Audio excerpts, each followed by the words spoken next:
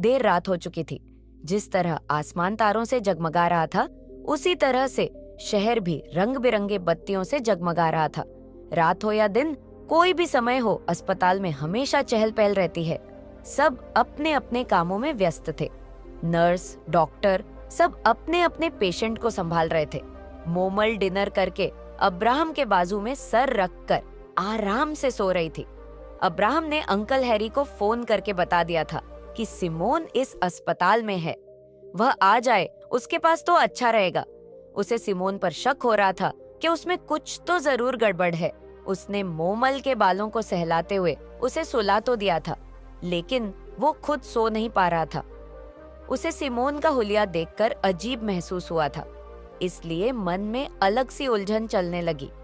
लामिया का काला साया तो उनकी जिंदगी से हट चुका था, लेकिन फिर भी दिल पूरी तरह से इत्मीनान नहीं हो पा रहा था। रात के करीब 2 बज रहे थे, लेकिन अब्राहम अब तक नहीं सो पाया। उसने मोमल का सर धीरे धीरे और बहुत संभल कर तकिए में रखा ताकि वो जाग न जाए, और दबे पांव कमरे से बाहर निकला, इस इरादे से कि एक बार सिमोन से मिलना ही होगा। बाहर आकर वो जनरल वार्ड में गया, जहां पर सिमोन को एडमिट किया गया था। उसने वहां अंकल हैरी को परेशान परेशान होकर नर्स से बात करते हुए देखा। अब्राहम आवाज लगाते हुए पास गया। अंकल, क्या बात है? अंकल हैरी उसे देखते ही हाथ पकड़कर बोलने लगे, देखिए ना, नर्स कह रही है सिमोन यहाँ से चला गया। उसने बिल के लिए आपका नाम दिया है कि आप उसका बिल पे करेंगे, लेकिन वो ऐसे कैसे जा सकता है? जब उसकी हालत ठीक नहीं थी तो उसे वहां आराम से रहना था। कम से कम मेरे आने तक का तो इंतजार कर लेता। अंकल हैरी बहुत परेशान हो रहे थे। परेशानी में उनके माथे पर पसीने की बूंदें उभर आई थी। अब्राहम ने उन्हें बेड पर बैठापा और नर्स से पानी देने को कहा। नर्स ने उन्हें पानी दिया। उन्होंने एक घूंट पीकर वापस दे दिया। अब्राहम पास बैठकर उन्हें दिलासा देते हुए बोला, आप इतना परेशान न हो, शायद वो यही कहीं रहता है। मैंने उसे पहले भी आसपास देखा है। आप तो जानते ही हैं, वो हमेशा से बदमाश रहा है। घबराने की बात नहीं है। वो जानबूझकर गया तो मतलब ठीक ही होगा। अंकल की आंखों में लालिमा छा गई। उनका गला भर आया। उन्होंने मायूस होकर कहा, 2 ही बच्चे थे मेरे, जिसमें से एक को बेरहमी से मारा गया और एक ऐसा आवारा हो गया कि एक दिन वो भी कहीं ना कहीं मारा जाएगा। ओह जीसस, मेरे साथ जिंदगी इतनी के रूखी क्यों करती है? अंकल रो पड़े। अब्राहम ने उनके कंधे पर हाथ फेरते हुए दिलासा दिया, अंकल संभालिए खुद को। जिंदगी किसी की भी परफेक्ट नहीं होती, खासकर अच्छे लोगों का हमेशा मुसीबतों को झेलने के लिए तैयार रहना होता है। मैं हूं ना आपके साथ और हमेशा रहूंगा। आप मेरे पिता समान हैं। मैं आपको अकेला नहीं छोड़ूंगा। अंकल ने उसके सर पर प्यार से हाथ फेरते हुए कहा, जानता हूँ बेटा, अब मैं सिमोन का क्या करूं? कैसे पता चलेगा कि वो कहाँ जाता है, कहाँ रहता है? अब्राहम अंकल, आप अभी घर जाइए, वे फिक्र रहिए, वो मिल जाएगा। वो जब भी मुझे मिले मैं उसे पकड़ कर रखूंगा, डोंट वरी। उसने अंकल हैरी को समझा बुझाकर घर भेज दिया, लेकिन खुद चिंता में पड़ गया कि आखिर सिमोन की नजरें ऐसी क्यों थीं, जैसे वो अपने होश हवास में नहीं था। मोमल को कुछ पता ही नहीं हुआ कि रात को हॉस्पिटल में क्या हुआ था। दवाई के असर के कारण वो अच्छी नींद सोई थी। सुबह सुबह जब उसकी आंख खुली तो उसने अब्राहम को अपने पास एक हाथ सर में रखे हुए सोता हुआ पापा। उसे देखकर मुस्कुराई और देखते हुए मन ही मन बोली, अब मुझे आपको खोने का डर नहीं सताएगा। इतने में अब्राहम जाग गया। आंखें खोलते ही मोमल पर नजर पड़ी, जो उसे ही सूजी सूजी आंखों से देख रही थी।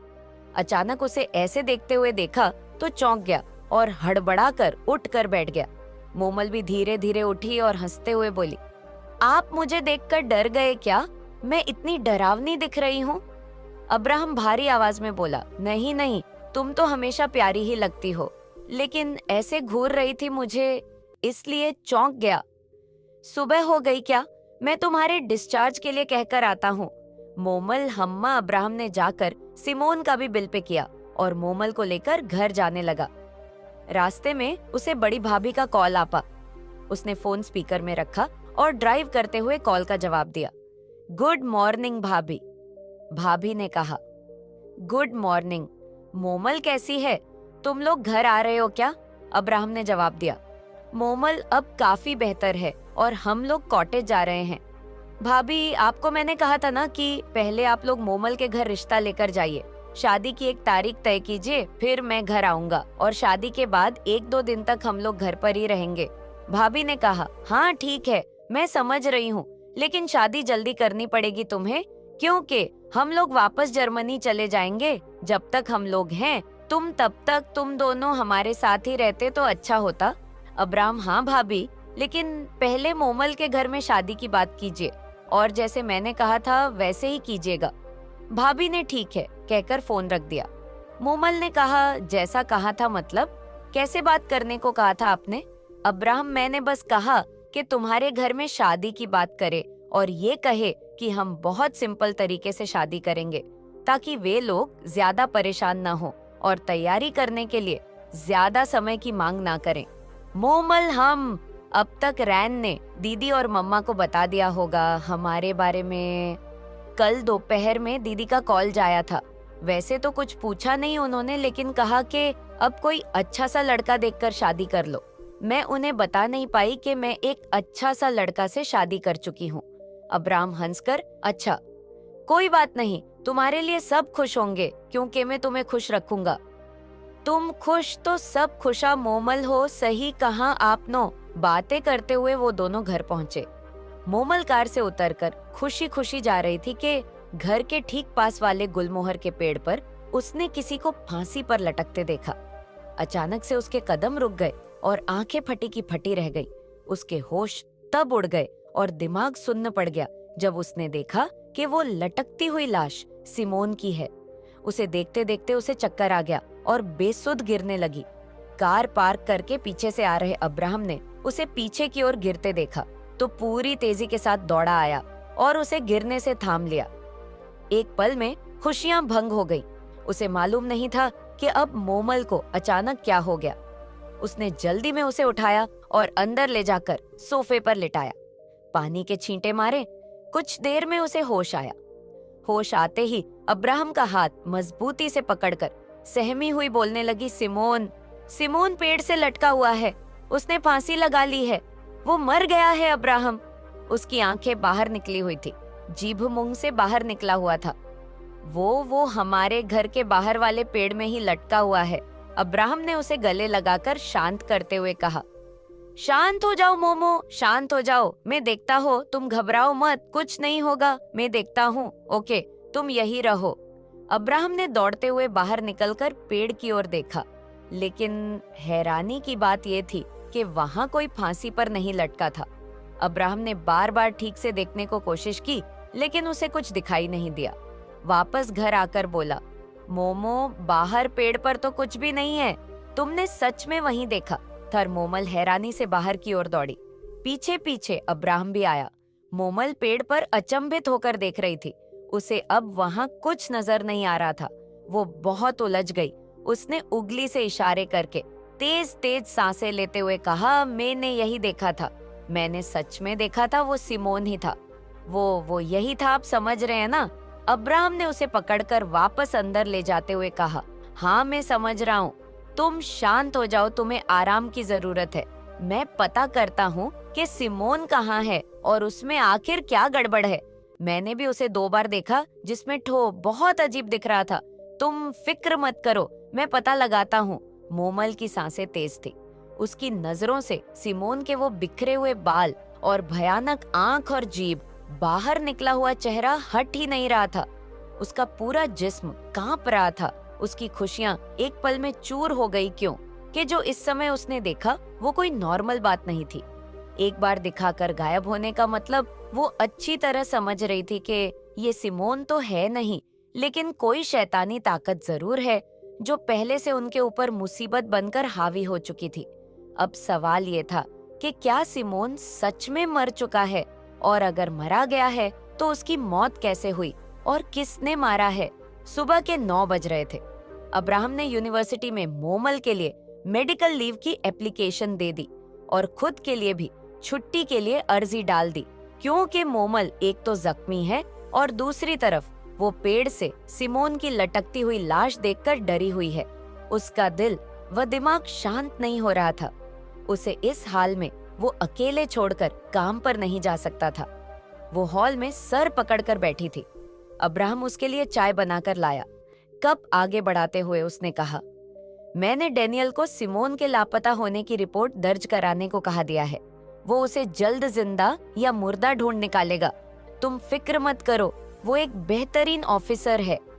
मोमल कप पकड़ते हुए बोली, कैसे ना फिक्र करूं? आपको पता है, मैंने उसे पहले भी देखा था, एक बार यूनिवर्सिटी के सामने और एक बार हमारे तालाब के पास, जो मुझे बहुत ही अजीब तरीके से घूर रहा था। उसके चेहरे पर एक शैतानी मुस्कान थी। तब मैंने उसे नजरअंदाज कर दिया था, लेकिन जो आज मैंने देखा वो भयानक मंजर जैसे मेरे दिमाग में छप गया हो। क्या वो मर गया होगा? अब्राहम ने चिंतित होकर कहा। पता नहीं, रात को ही वो हॉस्पिटल में था। मैं उसके करीब गया तो वो बेहोश हो गया।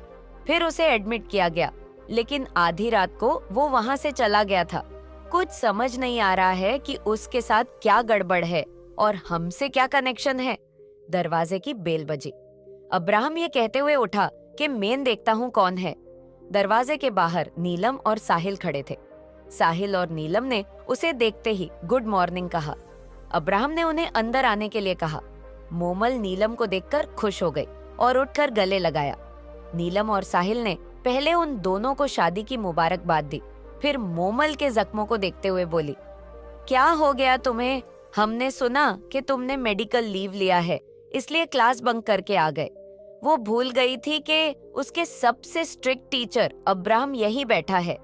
जब उसे एहसास हुआ तो उसे हिचकिचा कर देखते हुए बोली, सॉरी सर, वो मोमल की चिंता हो रही थी, इसलिए हम देखने आ गए।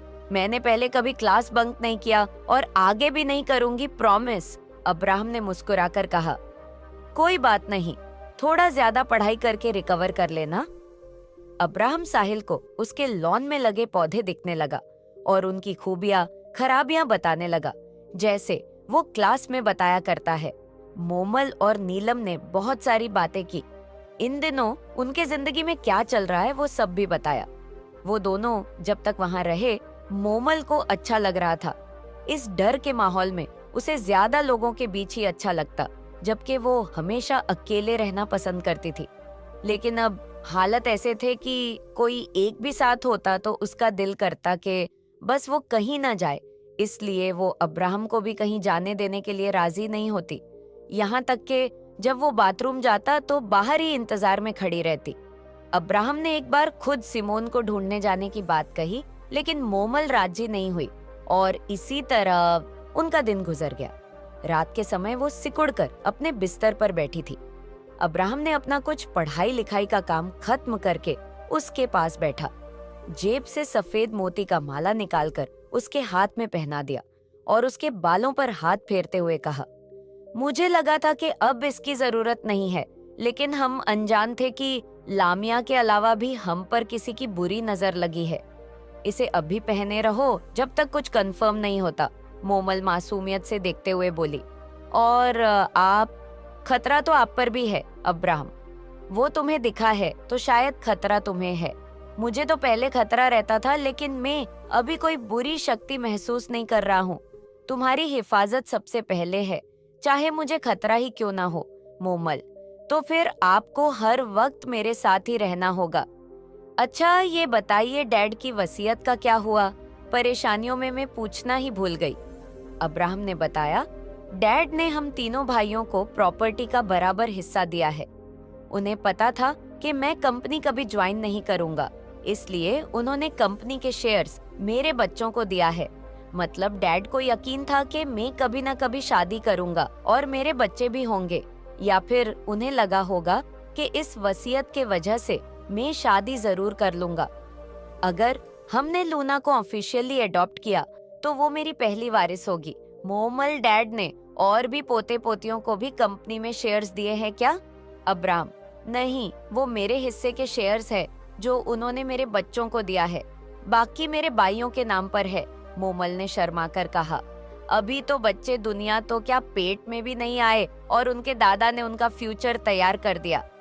जबराहम, हाँ, अब हम मैरिड कपल हैं तो बच्चे भी हो जाएंगे, लेकिन मैं एक अच्छा बाप बनूंगा और जो वो करना चाहेंगे वो ही करेंगे। बच्चों पर कोई प्रेशर नहीं डालना है। मोमल, लूना ही हमारी पहली वारिस बनेगी। अभी तो मैं कुछ सोच ही नहीं पा रही हूँ कि हमारा आगे क्या होगा, कैसी जिंदगी होगी। मन में बुरे ख्याल आते हैं और डर लगने लगता है। अब्राहम ने उसे समझाते हुए कहा, अच्छा सोचो, अच्छा ही होगा। गॉड से अच्छे की उम्मीद रखना चाहिए। देखना, हम जल्द लूना को ले आएंगे। वो दोनों बातें ही कर रहे थे कि डेनियल का कॉल आया।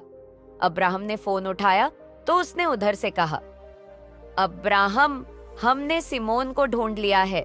उसकी हालत थोड़ी ठीक नहीं लग रही है, लेकिन चोट या मार के निशान नहीं है।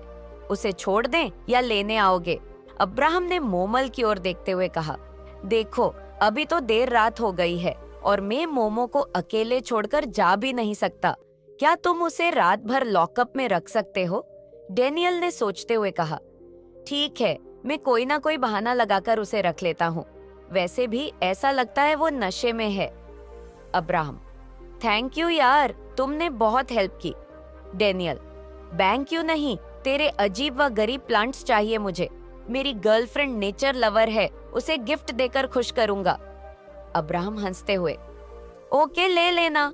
फोन रखते ही मोमल ने उत्सुकता से पूछा, क्या कहा डेनियल ने? वो जिंदा है क्या? अब्राहम, हाँ, वो तो जिंदा है, लेकिन डैनी ने कहा कि वो नशे में लग रहा है। उसकी हालत कुछ ठीक नहीं लग रही है। अब पता नहीं वो तुम्हें पेड़ पर लटकता हुआ क्यों दिखा। मोमल को थोड़ी सी तसल्ली हुई कि सिमोन जिंदा है, लेकिन उसके जहन से वो मंजर हट नहीं रहा था। मोमल, चलो अच्छा है। मुझे तो अंकल हैरी के लिए बुरा लग रहा था। अब्राहम ने उसके चेहरे को अपने हाथों में लेकर कहा, मोमो, अपने दिमाग को शांत करो। दिल में बुरे ख्याल आए तो लॉन में लगे पौधों को देखना तुम्हें अच्छा लगेगा। फिलहाल वो सब भूल जाओ और सिर्फ हमारे बारे में सोचो। मोमल, हम मामा सुबह की सफेदी फैल चुकी थी। चिड़ियों की चहचहाने की तेज तेज आवाजें जा रही थी। ठंडी हवाएं पेड़ों के पत्तों को हिला रही थी, जिसमें जमी ओस की बूंदें टप टप टपक कर जमीन में गिर रहे थे। जबराहम उठकर सिमोन को लेने जाने के लिए तैयार हो गया।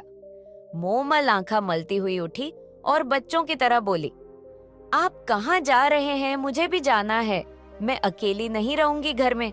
जबराहम ने बालों पर कंधी करते हुए कहा, मैं सिमोन को लेने जा रहा हूँ। बस 10 मिनट में लेकर आ जाऊंगा। तब तक तुम कोई किताब पढ़ लो या जो तुम्हें अच्छा लगे वो कर लो। मैं नहीं चाहता सिमोन की गंदी नजर तुम्हें देखे, इसलिए तुम मत जाओ। मैं जल्दी आ जाऊंगा। मोमल मुंह लटकाकर बोली, ओके, जल्दी आ जाना। अब्राहम उसे लेने चला गया। मोमल बिस्तर से उठी, फ्रेश होकर किचन गई, अपने लिए चाय बनाया और चाय पीते हुए हॉल में बैठी अब्राहम के लौटने का इंतजार करने लगी। इंतजार करते करते 1 घंटा बीत गया, लेकिन वो अब तक नहीं लौटा। मोमल ने उसे कॉल किया, लेकिन उसने फोन नहीं उठाया। अब मोमल परेशान होकर बार बार कॉल करने लगी, लेकिन 10 बार कॉल करने के बाद भी उसने फोन नहीं उठाया। फिर उसने सोचा कि डेनियल को कॉल करना चाहिए। वो उसे कॉल करने ही जा रही थी कि दरवाजे की घंटी बजी। मोमल ने जल्दी में जाकर दरवाजा खोला। सामने अब्राहम था। मोमल ने घबराहट में उसे गले लगाकर कहा, मेरी जान हलक पर आ गई थी। आपने मेरा कॉल रिसीव क्यों नहीं किया? आपको अंदाजा नहीं है कि मैं कितनी डर गई थी। वो बोली जा रही थी, लेकिन अब्राहम मूर्ति बनकर खड़ा था। उसने एक शब्द नहीं कहा। मोमल ने गले लगाकर ही पूछा, सिमोन को आपने अंकल हैरी के पास छोड़ा है क्या? अब्राहम ने बिल्कुल धीमी और रुके रुके लहजे में कहा, नहीं, मैंने उसे मार दिया है। उसने तुम्हारे साथ बदतमीजी की था ना, इसलिए। अब्राहम से इस तरह की बात सुनकर मोमल के रोंगटे खड़े हो गए। उससे अलग होकर बड़ी बड़ी आंखों से उसे देखा तो उसके होश व हवास जाने लगे। कुछ देर बेसुध सी देखती रही।